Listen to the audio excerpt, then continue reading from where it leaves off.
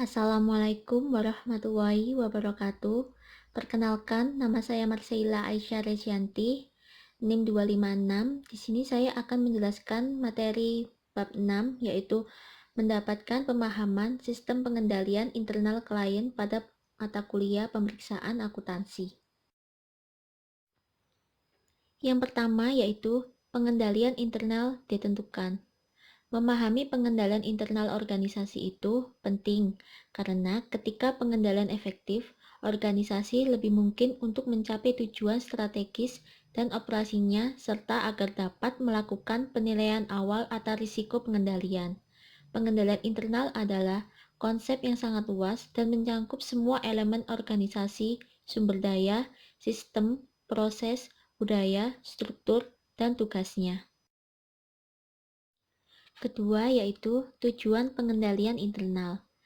Terdapat beberapa tujuan pengendalian internal yang disesuaikan dengan asersi yang relevan sebagai berikut. Yang pertama, nyata. Nyata di sini berarti pengendalian memastikan bahwa transaksi tersebut palsu atau tidak. Yang kedua, direkam. Di sini pengendalian yang akan mendeteksi kelalaian transaksi dari pembukuan dan catatan organisasi. Yang ketiga, berharga. Di sini pengendalian memastikan bahwa jumlah yang diberikan benar untuk transaksi.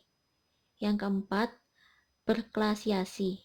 Di sini pengendalian memastikan bahwa transaksi dibebankan dan dialokasikan ke akun buku besar yang benar. Yang kelima, diringkas. Diringkas di sini pengendalian memastikan bahwa transaksi dalam pembukuan dan catatan diringkas dan dijumlahkan dengan benar. Keenam, diposting. Di sini pengendalian memastikan bahwa akumulasi total dalam transaksi ditransfer dengan benar ke buku besar dan buku besar pembantu. Terakhir, ketujuh, yaitu tepat waktu. Di sini, pengendalian memastikan bahwa transaksi yang dicatat dalam periode akuntansi yaitu benar. Yang ketiga yaitu pengendalian internal tingkat entitas. Ada beberapa komponennya. Yang pertama yaitu lingkungan pengendalian. Lingkungan pengendalian menentukan suasana suatu entitas dan mempengaruhi kesadaran pengendalian dari orang-orangnya. Yang kedua yaitu proses penilaian risiko entitas. Proses penilaian risiko entitas adalah proses untuk mengidentifikasi dan merespon risiko bisnis. Untuk risiko yang teridentifikasi, manajemen mengestimasi signifikasinya, menilai kemungkinan yang terjadi, dan memutuskan tindakan untuk mengelolaannya. Yang ketiga yaitu sistem informasi dan komunikasi. Peran sistem informasi adalah untuk menangkap dan menukar informasi yang dibutuhkan untuk melakukan, mengelola, dan mengendalikan operasi suatu entitas. Yang keempat yaitu kegiatan pengendalian. Kegiatan pengendalian atau aktivitas pengendalian yaitu kebijakan dan prosedur yang membantu memastikan arahan manajemen dilaksanakan. Mereka membantu menjamin bahwa tindakan yang diperlukan diambil untuk mengatasi risiko yang mempengaruhi pencapaian tujuan organisasi. Yang kelima yaitu pemantauan pengendalian.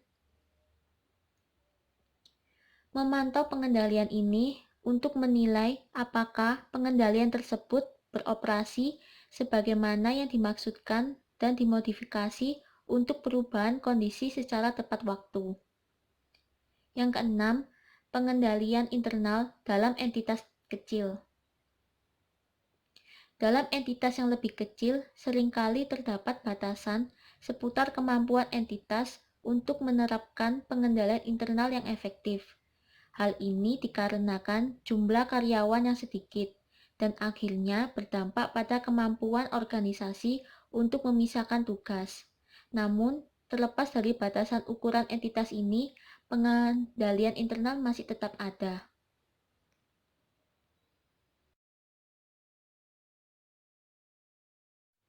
Selanjutnya, yang keempat yaitu transaksi tingkat pengendalian internal. Yang pertama yaitu transaksi terendah pada proses penjualan. Tipikal transaksi rendah dalam proses penjualan untuk klien yang menjual barang meliputi pemrosesan pesanan, persetujuan kredit, pengiriman barang, faktur pelanggan, dan pencatatan penjualan dan piutang dagang. Yang kedua yaitu transaksi terendah pada proses biaya penjualan.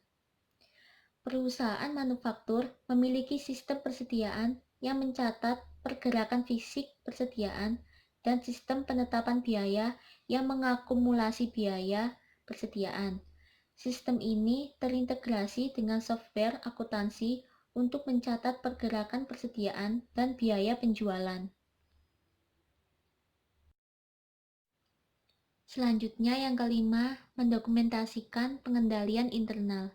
Sebelum auditor menguji pengendalian internal, mereka perlu mendokumentasikan pemahaman mereka tentang pengendalian tersebut. Bentuk yang paling umum dari dokumentasi ini meliputi yang pertama, narasi. Hal ini melibatkan auditor yang mendeskripsikan dengan kata-kata setiap langkah transaksi yang rendah dari awal hingga akhir. Yang kedua, diagram alir dan diagram logika. Bentuk dokumentasi ini digunakan di lingkungan yang lebih besar dan lebih kompleks. Diagram alir tidak sering digunakan karena biasanya membutuhkan waktu lebih lama, sedangkan diagram logika lebih umum digunakan.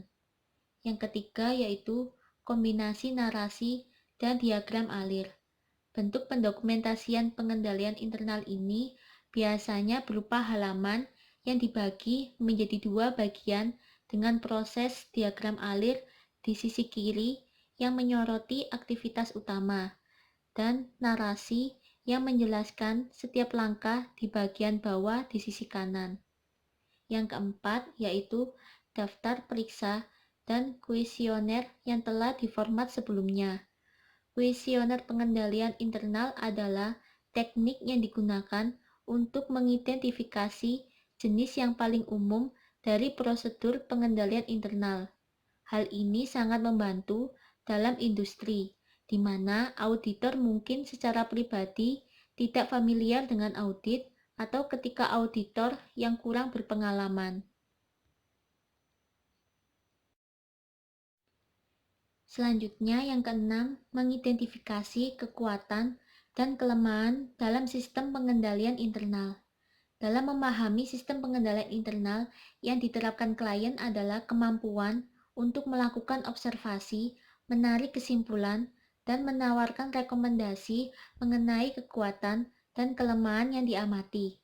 Seorang klien akan sering tertarik untuk mendapatkan umpan balik dari auditor eksternal mengenai kekuatan relatif dari pengendalian internal mereka. Biasanya fokusnya pada bidang kelemahan yang teridentifikasi. Karena kelemahanlah yang meningkatkan risiko kesalahan penyajian material yang tidak terdeteksi oleh proses dan kontrol manajemen. Dan area kelemahan juga terjadi di mana auditor biasanya melakukan pengujian substantif tambahan untuk mengukur kesalahan pernyataan material. Selanjutnya yang ketujuh yaitu surat manajemen. Surat manajemen atau biasa disebut dengan surat rekomendasi adalah penyampaian yang disiapkan oleh tim audit dan diberikan kepada pihak yang bertanggung jawab atas tata kelola. Tujuan dari surat manajemen ini yaitu untuk memberitahu klien tentang rekomendasi auditor untuk meningkatkan pengendalian internalnya. Surat manajemen ini biasanya membahas kelemahan pengendalian internal dan hal-hal lain yang ditemukan selama audit berlangsung.